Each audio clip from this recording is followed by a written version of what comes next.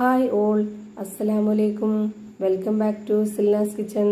ഇന്നത്തെ റെസിപ്പി നല്ലൊരു variety tasty ആയിട്ടുള്ള ഒരു അടിപൊളി ഈവനിങ് സ്നാക്സിന്റെ റെസിപ്പിയാണ്. കുട്ടികൾക്കും വലിയവർക്കൊക്കെ ഒരുപോലെ ഇഷ്ടപ്പെടുന്ന ഏത് നേരവും കഴിക്കാൻ പറ്റിയ ഒരു അടിപൊളി പലഹാരമാണ്. അതുകൊണ്ട് തന്നെ വീഡിയോ സ്കിപ്പ് ചെയ്യാതെ മുഴുവനായിട്ടൊന്ന് കണ്ടു നോക്കണേ. റെസിപ്പിയിലോട്ട് കടക്കുന്നതിന് മുമ്പായി സിൽനാസ് കിച്ചൺ ചാനൽ ആദ്യമായിട്ട് കാണുന്നവരാണെങ്കിൽ പ്ലീസ് ഒന്ന് സബ്സ്ക്രൈബ് ചെയ്തേക്കണേ. ഒപ്പം തന്നെ ഈ വീഡിയോസ് നിങ്ങൾക്ക് ഇഷ്ടപ്പെടുകയാണെങ്കിൽ ഒരു ലൈക്ക് ചെയ്ത് ഷെയർ ചെയ്ത് ഹൈപ്പ് ചെയ്യാനും മറക്കരുത്. ഇനി നമുക്ക് ഇതെങ്ങനെയാണ് തയ്യാറാക്കി നോക്കാം. ഇതിനായി ആദ്യം തന്നെ മിക്സിയുടെ ജാറിലേക്ക് 250 ml കപ്പിന്റെ അളവില് 2 കപ്പ് അവലാണ് ഇട്ട് കൊടുക്കുന്നത്. വെള്ള അവലോ റോസ് അവലോ ഏതായിരുന്നാലും കുഴപ്പമൊന്നുമില്ല. ഇനി നമുക്കിതൊന്ന് പൊടിച്ചെടുക്കാം. ഇത് പൊടിച്ചെടുത്ത മിക്സ് ഒരു പാത്രത്തിലേക്ക് മാറ്റുന്നുണ്ട്. ഇനി അടുത്തതായിട്ട് ഇതിലേക്ക് ഇട്ട് കൊടുക്കേണ്ടത് അരിപ്പൊടിയാണ്. വറുത്ത അരിപ്പൊടിയാണ് ഞാനിപ്പോൾ ഇതിലേക്ക് ഇട്ട് കൊടുക്കുന്നത്. 250 ml കപ്പിന്റെ അളവില് 1 കപ്പ് നിറയെ എടുത്തിട്ടുണ്ട്. ഇതുപോലെ രണ്ടും ഒരു പാത്രത്തിലേക്ക് ഇട്ട് കൊടുത്ത ശേഷം ഒരു വിസ്ക് വെച്ചിട്ട് ഈ പൊടികൾ നന്നായിട്ടൊന്ന് മിക്സ് ചെയ്ത് കൊടുക്കാം. ഇത് രണ്ടും കൂടി ഇപ്പോൾ നല്ലപോലെ മിക്സ് ചെയ്തെടുത്തിട്ടുണ്ട്. ഇനി ഇതൊന്ന് മാറ്റി വെച്ചേക്കാം.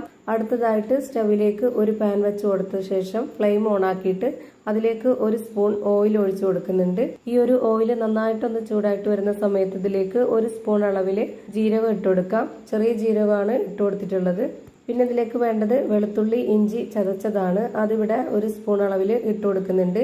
പിന്നെ ഒരു നുള്ള് ഗരം മസാലപ്പൊടിയും 1 നുള്ള് മഞ്ഞൾപ്പൊടിയും ഇട്ട് കൊടുക്കാം. ഇതിന്റെ ആ ഒരു പച്ചമണമൊക്കെ മാറുന്നവരേക്കും ഈ എണ്ണയിൽ ഇതൊന്ന് മൂപ്പിച്ചെടുക്കാം. എന്നതിന് ശേഷം ഇതിലേക്ക് നമുക്ക് വെള്ളം ഒഴിച്ചു കൊടുക്കണം. 250 ml കപ്പിന്റെ അളവിൽ 2 കപ്പ് വെള്ളമാണ് ഞാൻ ഇതിലേക്ക് ഒഴിച്ചു കൊടുക്കുന്നത്. പിന്നെ ഇതിലേക്ക് ആവശ്യത്തിനുള്ള ഉപ്പും കൂടെ ഇട്ട് കൊടുത്തതിന് ശേഷം ഇത് നല്ല പോലെ ഒന്ന് തിളച്ചു വരുന്നവരെ വെയിറ്റ് ചെയ്യാം. ഇതുപോലെ നന്നായിട്ട് തിളച്ചു വരുന്ന സമയത്ത് നമുക്ക് ഇതിലേക്ക് പൊടി ഇട്ട് കൊടുക്കണം. നേരത്തെ അവലും അരിപ്പൊടിയും കൂടെ മിക്സ് ചെയ്ത് വെച്ചിട്ടുള്ള ആ ഒരു പൊടിയാണ് ഇട്ട് കൊടുക്കുന്നത്. മുഴുവനായിട്ടും ഇതിലേക്ക് ഇട്ട് കൊടുക്കാം. ഈ ഒരു വെള്ളമായിട്ട് ഈ പൊടി നന്നായിട്ടൊന്ന് ഇളക്കി യോജിപ്പിച്ച് കൊടുക്കണം. ഈ മാവും കൂടെ ഒന്ന് തിളച്ചു വന്നു കഴിഞ്ഞാൽ പിന്നെ നമുക്ക് ലോ ഫ്ലെയിമിൽ ഇട്ട് കൊടുക്കാം. എന്നിട്ടാണ് ഇതുപോലെ ഇളക്കി കൊടുക്കേണ്ടത്. ഹൈ ഫ്ലെയിമിൽ തന്നെ വെച്ചിരുന്നു കഴിഞ്ഞാൽ പെട്ടെന്ന് തന്നെ അടുക്കി പിടിക്കും. ഇപ്പോൾ ഇതാ ഈ ഒരു മാവും വെള്ളമൊക്കെ ആയിട്ട് നല്ലപോലെ മിക്സ് ചെയ്തെടുത്തതിന് ശേഷം ഇനി നമുക്കിതിന്റെ ഫ്ലെയിം ഓഫ് ചെയ്ത് കൊടുക്കാം. ഇനി ഇത് നല്ലപോലെ ചൂടാറുന്നവരെ വെയിറ്റ് ചെയ്യേണ്ട. ഒരു പകുതി ചൂടാവുമ്പോൾ നമുക്കിതുപോലെ കൈ വെച്ചിട്ട് നന്നായിട്ടൊന്ന് കുഴച്ചിട്ടെടുക്കാം. മാവ് ഇതുപോലെ കുഴച്ചെടുക്കുന്ന സമയത്ത് കൈ നന്നായിട്ട് ചൂടായിട്ട് വരുന്നുണ്ടെങ്കിൽ കുറച്ച് വെള്ളത്തിൽ കൈ മുക്കിയെടുത്താൽ മതി. നമ്മൾ സാധാരണ പത്തിരിക്കൊക്കെ കുഴച്ചെടുക്കുന്ന പോലെ തന്നെ കൈ വെള്ളത്തിലൊന്ന് മുക്കിയിട്ട് ഇതുപോലെ നന്നായിട്ട് കുഴച്ചിട്ടെടുക്കാം. ഇപ്പൊ അതാ ഞാൻ ഈ ഒരു പരുവത്തിലാണ് കുഴച്ചെടുത്തിട്ടുള്ളത്. ഇനി ഇതൊന്ന് മാറ്റി വെക്കുന്നുണ്ട്. അടുത്തതായിട്ട് സ്റ്റവിലേക്ക് ഒരു പാൻ വെച്ച് കൊടുത്ത് ഫ്ലെയിം ഓൺ ആക്കി കൊടുത്ത ശേഷം അതിലേക്ക് കുറച്ച് ഓയിൽ ഒഴിച്ചു കൊടുത്തതിന് ശേഷം 1 സ്പൂൺ അളവിൽ ജീരകം ഇട്ട് കൊടുക്കുന്നുണ്ട്. ചെറിയ ജീരകമാണ് ഇട്ട് കൊടുത്തിട്ടുള്ളത്. അത് നല്ലപോലെ ചൂടായി വന്നതിന് ശേഷം അതിലേക്ക് മീഡിയം സൈസിലുള്ള ഒരു 3 സവോള ചെറുതായിട്ട് കട്ട് ചെയ്തിട്ട് ഇതിലേക്ക് ഇട്ട് കൊടുക്കുന്നുണ്ട്.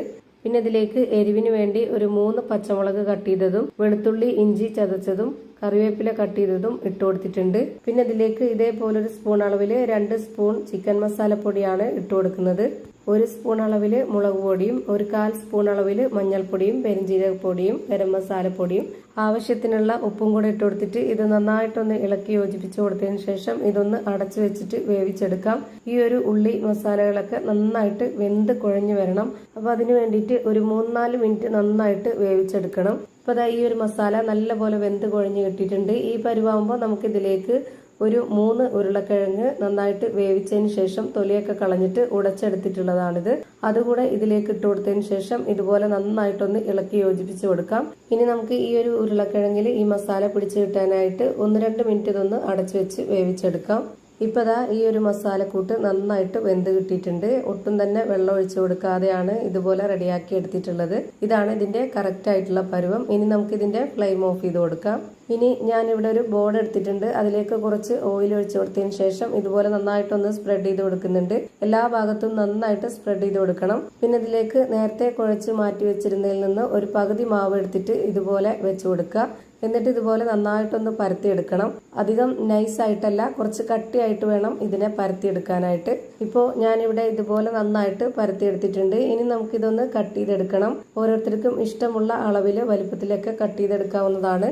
ഞാനിവിടെ ഈ ഒരു ഗ്ലാസിന്റെ വലിപ്പത്തിലാണ് കട്ട് ചെയ്തെടുക്കുന്നത്. ഈ ഗ്ലാസ് വെച്ചിട്ട് ഇതുപോലെ കട്ട് ചെയ്തെടുത്തിട്ടുണ്ട്. ഇതാണ് ഇതിന്റെ കറക്റ്റ് ആയിട്ടുള്ള പരുവം. ഇതുപോലെ തന്നെ മുഴുവൻ മാവിലും ഈ ഒരു അളവിൽ കട്ട് ചെയ്തെടുക്കുന്നുണ്ട്.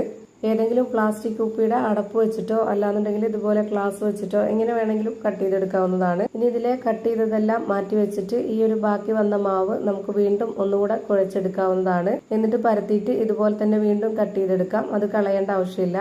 ഇനിയിപ്പോൾ കട്ട് ചെയ്ത് വെച്ചിട്ടുള്ളതിൽ നിന്നും ഒരു പീസ് എടുത്ത് ഇതുപോലെ വെച്ച് കൊടുത്തിട്ട് നേരത്തെ റെഡിയാക്കി വെച്ചിട്ടുള്ള ആ ഒരു മസാലക്കൂട്ട് ഇതിലേക്ക് കുറച്ച് വെച്ച് കൊടുക്കുക. അതൊന്ന് കറക്റ്റായിട്ട് റൗണ്ട് ഷേപ്പിലാക്കിയതിന് ശേഷം അതിന് മുകളിലേക്ക് വീണ്ടും ഒരു പീസ് കൂടെ വെച്ച് കൊടുത്തിട്ട് ഇതുപോലെ ഒന്ന് കറക്കി കൊടുക്കണം. അപ്പൊ അതിന്റെ വക്ക് ഭാഗത്തൊക്കെ നല്ലപോലെ കറക്റ്റ് ഷേപ്പിൽ കിട്ടും. ഇപ്പൊ ഇത് കണ്ടില്ലേ, ഇതുപോലെ നമുക്ക് എല്ലാം റെഡിയാക്കി എടുക്കണം. ഞാനിവിടെ ഒരെണ്ണം കൂടെ ഇതുപോലെ വെച്ച് കൊടുത്തിട്ട് കാണിക്കുന്നുണ്ട്. ഇതുപോലെ ഒരു പീസ് മാവ് വെച്ചതിന് ശേഷം അതിന് മുകളിലേക്ക് കുറച്ച് മസാല വെച്ച് കൊടുക്കുക.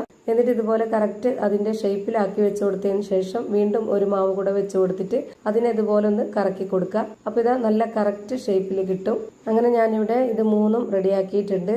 ഇതുപോലെ റെഡിയാക്കിയതിന് ശേഷം ഇതിൽ കാണാനൊരു ഭംഗിക്ക് വേണ്ടിയിട്ട് ഞാൻ ഇതുപോലെ ഒരു ഡിസൈൻ ഇട്ട് കൊടുക്കുന്നുണ്ട്. ഈ ഒരു കത്തിയുടെ പുറകുവശം വെച്ചിട്ട് ഇതുപോലെ ഒന്ന് ലൈൻ ഇട്ട് കൊടുക്കുന്നുണ്ട്. ഇതുപോലെയൊക്കെ നമ്മൾ ഉണ്ടാക്കി കൊടുക്കുമ്പോൾ കുട്ടികൾക്കായാലും വലിയവർക്കായാലും ഒരു കൗതുകം ഉണ്ടാവും. ഇത് കാണാനുള്ള ഭംഗി കൊണ്ടായാലും നല്ലപോലെ ആസ്വദിച്ച് കഴിക്കുകയും ചെയ്യും. ഇതുപോലെ തന്നെ ഞാനിപ്പോൾ എല്ലാ മാവിലും ചെയ്ത് ഒരു പാത്രത്തിലേക്ക് മാറ്റിയിട്ടുണ്ട്. ഇനി നമുക്കിത് ഫ്രൈ ചെയ്തെടുക്കാം. അതിനുവേണ്ടി സ്റ്റവിലേക്ക് ഒരു പാൻ വെച്ച് കൊടുത്തതിന് ശേഷം അതിലേക്ക് കുറച്ച് ഓയിൽ ഒഴിച്ചു കൊടുത്തിട്ടുണ്ട്. ഈ ഒരു മാവ് മുഴുവനായിട്ടും മുങ്ങിക്കിടക്കുന്ന രീതിയിൽ എണ്ണ ഒഴിച്ചു കൊടുക്കരുത്.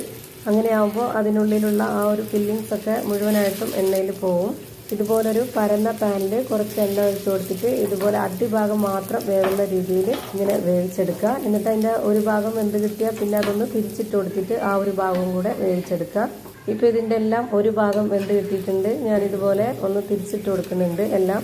എണ്ണ നന്നായിട്ട് ചൂടായി കഴിഞ്ഞാൽ പിന്നെ ഒരു മീഡിയം ഫ്ലെയിമിൻ്റെയും ലോ ഫ്ലെയിമിൻ്റെയും ഇടയ്ക്കുള്ള ഫ്ലെയിമിൽ വെച്ച് കൊടുത്തിട്ട് വേവിച്ചെടുക്കണം. ഒരുപാട് ഫ്ലെയിം കൂടിപ്പോയാലും അതുപോലെ തന്നെ നല്ലപോലെ ഫ്ലെയിം കുറഞ്ഞു പോയാലും ഇത് കറക്റ്റ് പരുവത്തിന് കിട്ടത്തില്ല.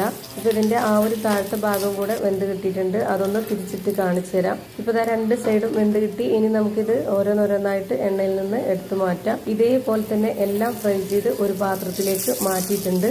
അപ്പോൾ ഇതാ നല്ല ടേസ്റ്റി ആയിട്ടുള്ള ഒരു വെറൈറ്റി ആയിട്ടുള്ള ഒരു അടിപൊളി പലഹാരം റെഡിയായി കിട്ടി. ഓൾറെഡി ഇതിൻ്റെ ഫില്ലിങ്സ് ഒക്കെ പുറത്തോട്ട് കാണുന്ന രീതിയിലാണ് നമ്മൾ ഇതിനെ ഫ്രൈ ചെയ്തെടുത്തിട്ടുള്ളത്. അതുകൊണ്ട് തന്നെ നമുക്കിനി ഇത് പൊട്ടിച്ച് കാണിക്കേണ്ട ആവശ്യമൊന്നുമില്ല. കാണാൻ നല്ല ഭംഗിയും കഴിക്കാൻ നല്ല ടേസ്റ്റി ആയിട്ടുള്ള ഒരു അടിപൊളി പലഹാരം റെഡിയായി കിട്ടി. ഇത്രയേ ഉള്ളൂ ഇന്നത്തെ വീഡിയോ. വീഡിയോ ഇഷ്ടമായാൽ ലൈക്ക് ചെയ്യാനും കമൻറ്റ് ചെയ്യാനും ഷെയർ ചെയ്യാനും മറക്കരുത്. പുതിയൊരു വീഡിയോയുമായി വീണ്ടും വരും. Thank you for watching.